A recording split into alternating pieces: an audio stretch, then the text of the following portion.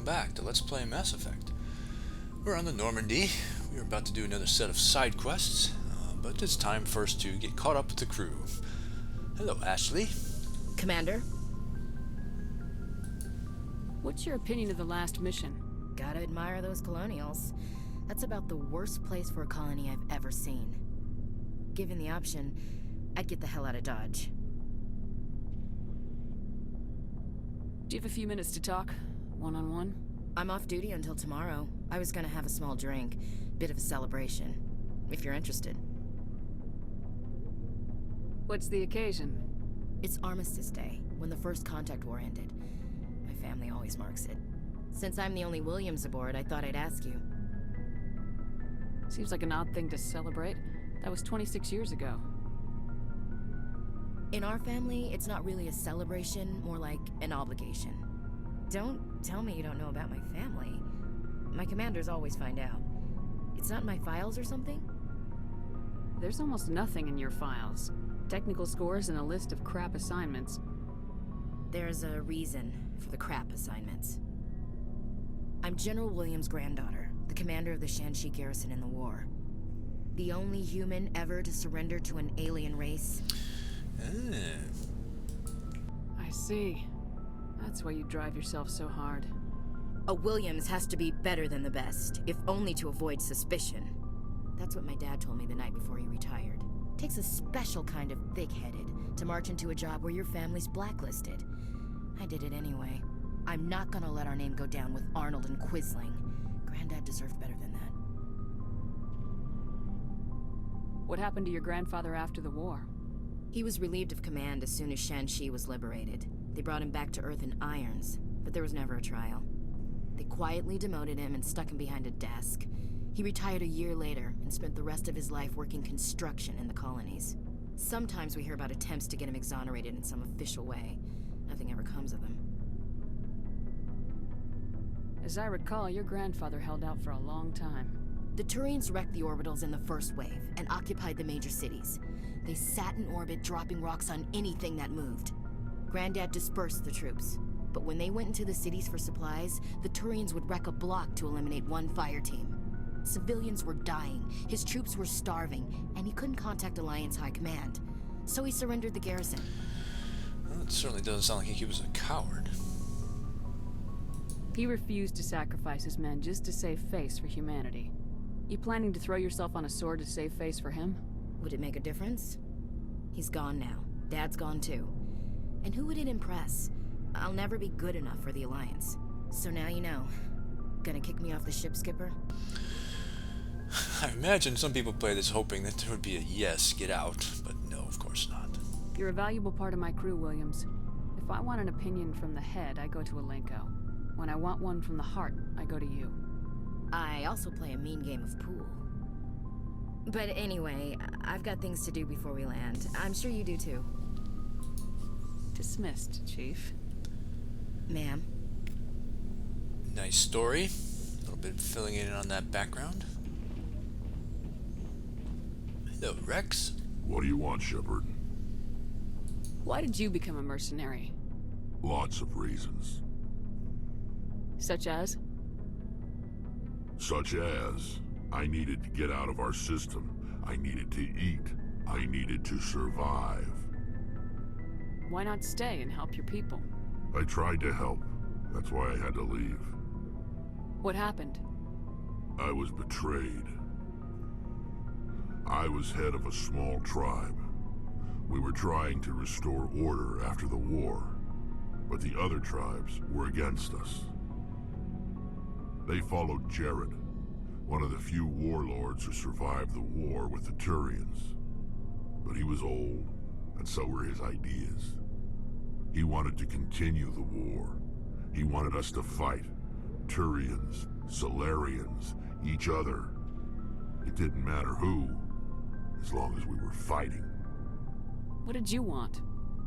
I just wanted Jared to shut up, to stop his ranting. I wanted him to stop leading the tribes astray. But he couldn't understand how much things had changed. We didn't have the numbers to go to war. Even if we did, The genophage made sure we couldn't replenish our numbers fast enough. I told them all to forget about war. We needed to focus on breeding, at least for one generation. And for a while, we were getting through. Some of the tribes started coming around. I take it the warlord didn't appreciate that. No, he didn't. He arranged a crush with the tribes. A meeting on neutral ground. He wanted to talk. We met at the Hollows, near the graves of our ancestors. The skulls of our dead laid bare to remind us where we come from, and where we all go. It's as sacred as any Krogan place can be. Violence is forbidden. Sounds like a trap to me. You must have suspected as much. I did. But when your father invites you to a crush, well, there are some laws that even we hold sacred. Jared was your father? He was. Until that day. We talked, but we didn't get anywhere. When it was clear that I wouldn't join him, he gave the signal. His men leapt from the graves of our ancestors like Krogan undead. The few that were loyal to me died quickly. I escaped with my life, but not before I sank my dagger deep into my father's chest. That is why I left, and that's why I'll never go back. Alright, it's an interesting story. One thing that's a little bit sneaky about this is that we've asked about the extinction and the genophage, but this is new. You must have family other than your father. Don't you miss them? You trying to make me cry, Shepard? I've got some unfinished business with my family, but that's all. What kind of business? Before I left, I made an oath to my father's father. I swore to recover my family's battle armor. It was taken from him after the uprising. What's so important about this armor? It's a relic. Useless, really. But it was worn by 5 generations of my family before the war. It's rightfully mine. Originally, it was taken by the Turian military. We weren't allowed armor or weapons after the war. Now, it's in the hands of Ton Actus, a Turian scum who collects relics from the war. He's made millions selling Krogan artifacts that were stolen from my people. He's got several bases where he stores his goods, all fortified and guarded. I just don't know which base has my family's armor. Yeah, I smell us. A new side quest coming on. Just tell me where to start looking. I'll upload the data to your nav system.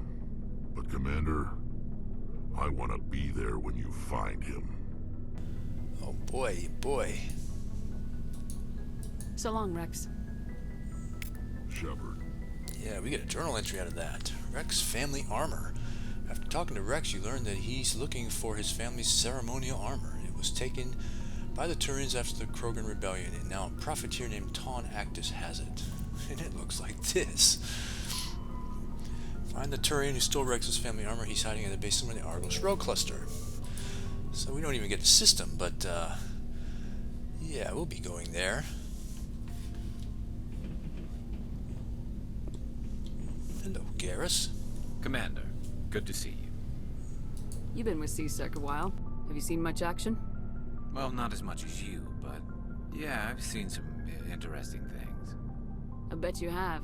Anything in particular that stands out?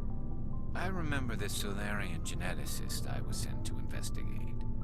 That case was a bit disturbing. What happened? Why were you investigating him? I was tasked with tracking black market trade on the Citadel. Most of it harmless, nothing I needed to pursue. But during the course of my investigation, I noticed an increase in the trade of body parts, organs mostly. We usually get a few of those, but not the numbers I was seeing. We weren't sure if there was a new black market lab or if some freak was harvesting organs from citizens. You've seen this before on the Citadel? Every so often, some lab sells unwanted parts through the black market, but they're not as bad as the psychos. I remember this one Elcor diplomat we caught in my first year on the job. He was hacking people up and selling their organs. Had the station in a bit of a panic. But this case wasn't that clear-cut. Turns out there was more going on than we first realized. Did you hear what he just said? An Elcor diplomat hacking people up. I mean, that seems funny, right? I mean, I guess probably a little scary, too. So how did you figure out what was happening? First, we got a hold of a sample and ran DNA tests. The weird thing was, the match led us to a Turian who was still alive and was very convinced he'd never lost his liver. After a bit of digging, I discovered this Turian worked briefly for Dr. Salion, the geneticist. So I went to his lab hoping to find evidence of cloned organ development, but there was nothing. No Salarian hearts, no Turian livers, not one Krogan testicle. You're kidding, right? Why would anyone want Krogan testicles? Some Krogan believe that testicle transplants can increase their virility, counteract the effects of the genophage. It doesn't work, but that doesn't stop them from buying. They'll pay up to 10,000 credits each. That's 40,000 for a full set. Somebody's making a killing out there. What'd you do about the geneticist? I brought in some of his employees for interrogation, to see if I could get them to talk. While I was interviewing one of them, I came across something suspicious. Good thinking. Lackeys are always easier to scare. Exactly. Though in this case it paid off in a different way. One of my detainees started bleeding profusely during the interview. We offered to patch him up and he got frantic, freaked out. I ordered a full exam to find out what was going on. Our medics found incisions all over his body, some of them fresh. That was our big break. These people weren't just Dr. Salion's employees. They were test tubes. Walking, living test tubes. So he was growing spare parts in his own employees? Exactly. He cloned their organs right inside their own bodies. Then he harvested them and sold them off. Most of the victims were poor. He'd pay them each a small percentage of the sales, but only if the organs were good. Sometimes an organ wouldn't grow properly, so he'd just leave it in them. Most of them were a mess, but only on the inside, hidden so nobody could see it. How the heck does that work exactly? I mean, how do you get the body to start growing a new organ, and how do you not feel the thing getting bigger inside you? It'd be stretchy and painful, wouldn't it? Pinchy at places. I hope he got what he deserved. That's the worst part. We never caught him. Why not? What the hell happened? He ran, blew his lab, grabbed some of his employees, and headed for the nearest space dock. By the time I found out, his ship was already leaving. He threatened to kill his hostages if we tried to stop him. But you went after him anyway, right? I ordered Citadel Defense to shoot him down, but CSEC headquarters countermanded my order. They were worried about the hostages, worried about civilian casualties if the ship was destroyed so close to the Citadel. I told them those hostages were dead anyway. We just used them to make more organs. But they wouldn't listen. No wonder you hated it there. Those idiots just let him fly away. Yes, they did. I went to Palin and told him what I thought of him and his policies. He said if I didn't like it, I could quit. Well, I almost did. All they had to do was disable that ship, stop him from running. Maybe the hostages die, maybe they don't, but at least we stopped the bastard responsible for it all. Yeah, I keep picking renegade choices with Garrus. I keep basically enforcing his renegade style, his innate native renegade style. It's kind of different from the way I watch most people play this game, and I kind of want to see what effect it's going to have in later games. A few casualties is a small price to pay to stop someone like that. Yeah, exactly. I mean, those hostages might be wishing they'd died by now anyway. Just wish I could have stopped him. That's all. Do you have any idea what happened to Dr. Salion? I sent out feelers from time to time, hoping to find something. I thought I'd found him a while back. He changed ships and changed his name to Dr. Hart, his idea of a joke, I guess. I told the military, but they weren't convinced it was him. I got the transponder frequency for his new ship, but I just can't get anyone to check it out. Yeah, I feel another side quest coming on. Yay. I'll check out the coordinates when I get a chance. I was hoping you'd say that. But Commander, take me with you when you go. If it's Salion, I want to be there when you find him. Yay, another journal entry. Garrus find Dr. Salian. Garrus told you about his encounter with Dr. Salian, the geneticist. He regrets letting him escape the first time, and hopes you'll be able to track him down and bring him to justice. Garrus gave the coordinates of Dr. Salian's last known whereabouts. Head to the Herschel system in the Kepler Verge, so we know which system, at least over here.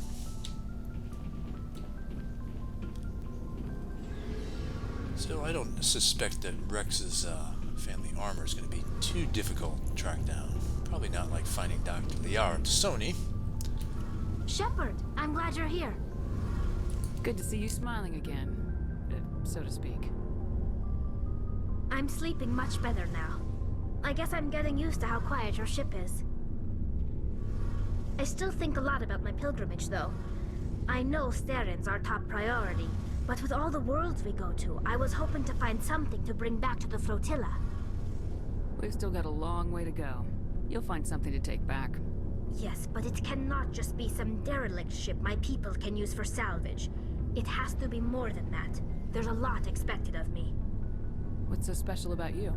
It's my father. He's the senior member of the Admiralty Board. He's one of only 5 people who can overrule the decisions of the Conclave for the good of the migrant fleet. My father is responsible for the lives of 17 million people. Our entire race is in his hands, and I'm his only child. So are you some kind of heir to the Quarian throne or something? No, it doesn't work that way. My father's position isn't hereditary. I'll probably never serve on the Admiralty Board myself. Officially, I'm just the same as any other citizen. But it doesn't work that way in practice. People have always treated me differently because of who my father is. You must get all kinds of special privileges. I probably had it easier than most growing up, but it's not all good. People like my father have enemies, and they're not above using me to get to him. That must be tough on you. My people place a high value on family and ancestry. There's an unspoken expectation that I'll live up to my father's example. Everyone's waiting for me to do something great on my pilgrimage, something that will forever change our lives for the better. If I don't, it's like I failed, and that reflects badly on both me and my father. The work you're doing here is more important than anything any Quarian's ever done before. Yes, I know. But you have to understand Quarian culture. We're a very insular society. The events beyond the flotilla don't much matter to the average citizen. Our greatest dream is that one day we'll return to our homeworld and drive out the Geth. But even if we stop Saren, that's not going to happen. There's still millions of Geth behind the veil. Until they're gone, our exile will continue. What would you need to bring back to make everyone happy? Something that would help us better understand the Geth. They've changed significantly since the exile. They've continued to evolve. We've done our best to study them, but it's not easy. They're very reclusive. Until recently, they never went beyond the borders of the Veil. And all the Geth we run into now are under Saren's control. We'd need to find Geth operating on their own, independently. But I don't want this to get in the way of our mission, Shepard. First, we stop Saren. Then I'll worry about my own problems. Well, that sounds like a request for a side quest in a way.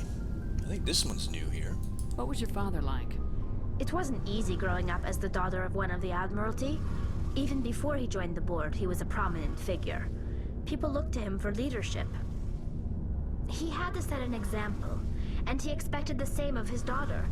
Plus, he was pretty strict, a military man through and through. He never allowed me to settle for anything less than excellence. As a kid, I sometimes felt like he was pushing me too hard. But now I'm old enough to appreciate what he taught me. The world doesn't owe us anything. If we want something in life, we have to earn it. Where was your mother in all this? Mother was around, but she always seemed to kind of blend into the background. Almost like she was overshadowed by my father. He tends to do that to people. She passed on about 5 years ago. Some airborne virus that swept through the fleet. Happens sometimes when the filters start to break down. I think my father took it pretty hard. After she was gone, he became even more focused on his work. I think that was his way of dealing with the grief. Sounds like a tough upbringing. You don't resent your father at all? Like I said, It wasn't easy. My father's not the kind of person you bond with, and he wasn't around all that much. Too busy. People counted on him, and he took his duties seriously. Even when he was around, he always seemed a bit distant, like his mind was always somewhere else. Come to think of it, I can't ever remember seeing him smile. Not once. It's like he was always weighed down by all that responsibility. I mean, I know he cares about me, but he never really showed it, not in the usual way. I guess the best thing I can say about my father is that I respect him. I want to talk about something else. Like what? I should go. See you later. Ooh, we leveled up talking to Tali. I love it. It's like a little reward for having going through her relatively longish conversations. And actually, she's really got a lot to say. Anyway, notice we did not get a journal entry there. So we kind of have to remember to do this on our own, to look for something. She said she wants something that can teach her more about the Geth, but it can't be the Geth that we've been finding in these story missions that are under Saren's control. So didn't we get something? Yeah, files from an encrypted Geth terminal indicate the Geth may be amassing a large fighting force in the Armstrong cluster. So, I mean, we're going to go do this, of course. The question is whether this is an activity directed by Saren or not. So, yeah, we'll have to just remember to be on the lookout for things as we're doing that. Alright. I mean, I just want to take a peek here. We're level 38, which is really what I wanted to be at. This is kind of the opening point of the level 7 gear. So, good. I'm gonna handle the point assignment much later when I have a squad again. Alright, Adams has nothing new to say. So we are done with the downstairs portion. I have a couple more squad mates upstairs. Poor Chakwa, she has so little dialogue in this game. Hello, Liara.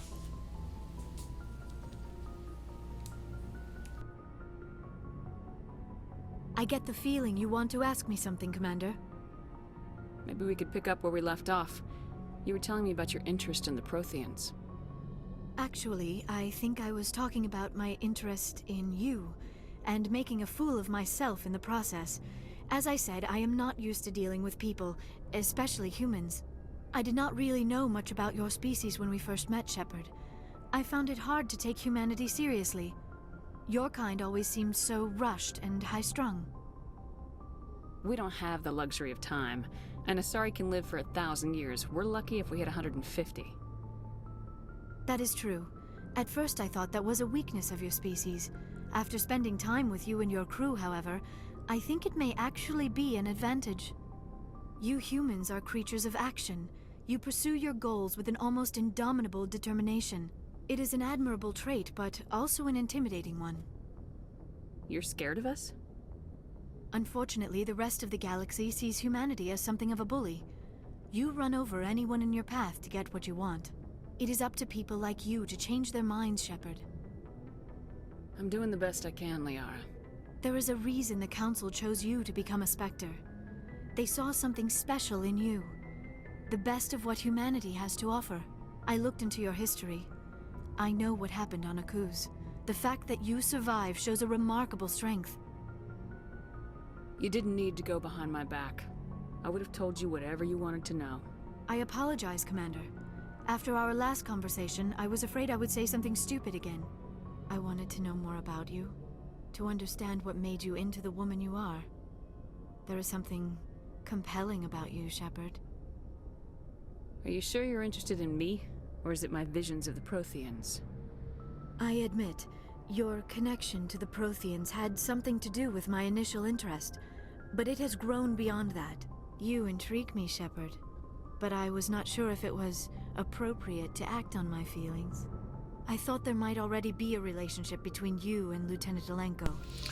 I suppose this is an option where if you feel a little icky about the whole lesbian angle thing, but you have to remember the Asari, although they are quite comparable to the females of humans, are really monogendered, so they don't really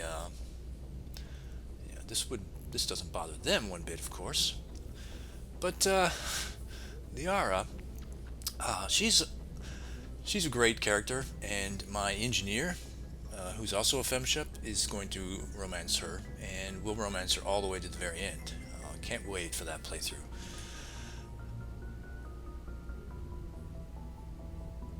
I care about Kaidan. A lot. I thought so. Still, I feel as if there is also some attraction between us, Shepard. So we just revealed that we are interested in Kaidan, but we also can say, yes, we're also interested in you. And this will lead to a confrontation between Kaidan and Liara, where you will be asked to choose. You really can't pick them both. Only at this point can you pretend, or at least pursue both. I've never actually picked this one down here. You were wrong, because I've read somewhere that this is actually bugged, that even though it's the Renegade option that ought to shut it down the quickest, the most certain way, it actually doesn't work, and that you may actually still end up confronting Liara and Kaidan being asked to choose. So I do know this does work if you don't want to romance Liara, and that's the case here. And by the way, once you choose this, it's over. You can't ever change your mind on this, except to go back to a save prior to this point. I'm not interested in you in that way, Liara. This is very embarrassing for me, Commander. Please, let's talk about something else. So you can't avoid her becoming or feeling embarrassed, but it's worse, I think, if you make the choice during the confrontation. So yeah, this is the best way to go. I should go. Goodbye, Commander. I do like Liara greatly, but I have specific plans here. So yeah, I'll be wooing Kaidan for the remainder of this game. There he is, doing that thing he does with that panel. What is the red light over here all about? These lights look like the regular fluorescent white to me.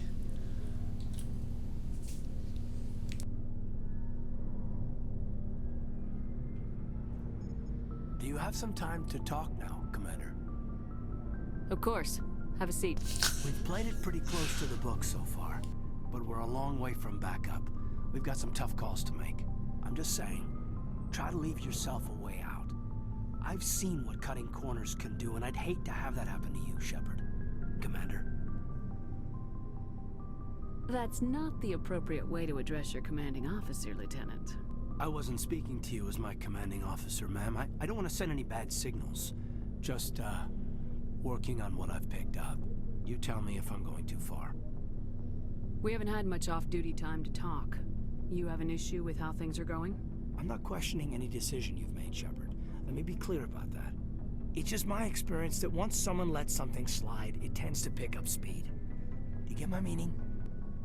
Talk to me, Kaidan. You got a little black rain cloud sitting over your head. I'll try to keep the deck dry.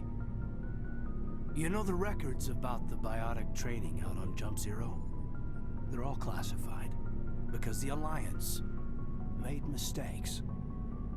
After first contact, Kinetics was set up to track Element Zero exposures and develop implants for humans.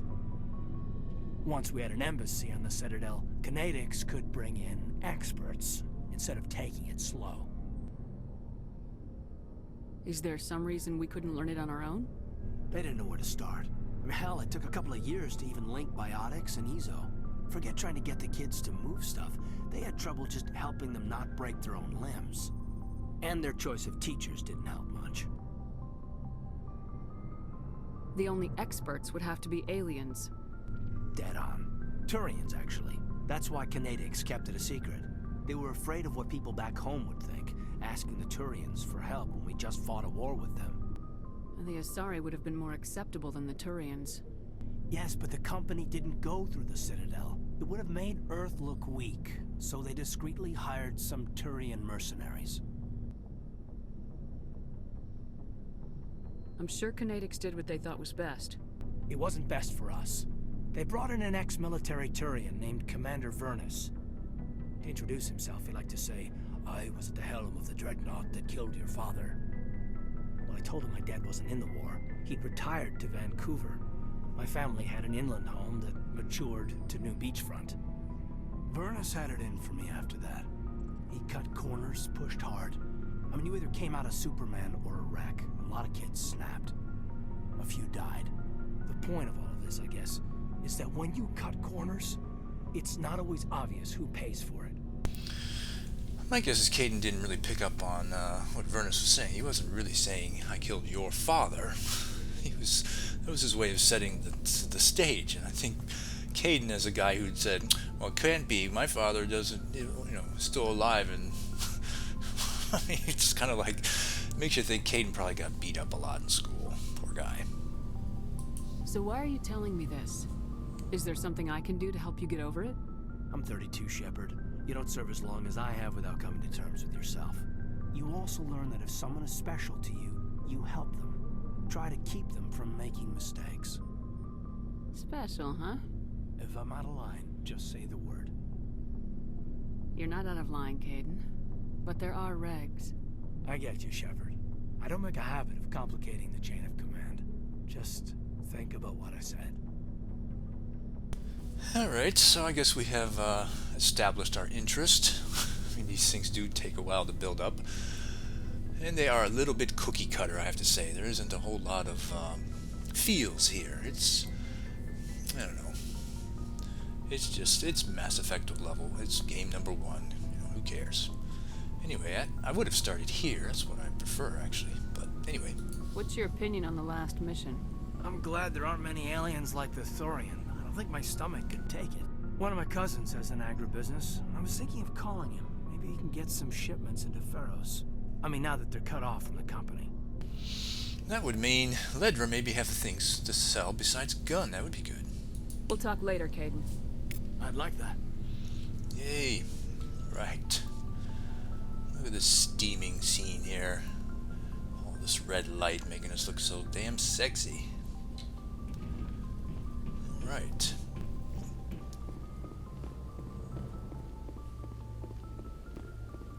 Now just the top deck.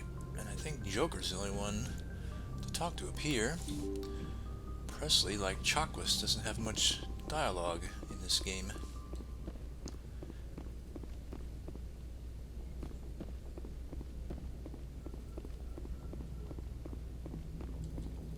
Hey, Commander, next time we touch down, let's try not to park the ship in a colony of mutant zombies. Just thinking out loud here. I have to go. Alright, see you. And it's just a one-liner. Alright, it is time to move on. And we will look at the journal, figure out where we're going to go next in the next episode, of course. That way we have an isolated crew chats episode. Alright, we'll pick up the story from right here.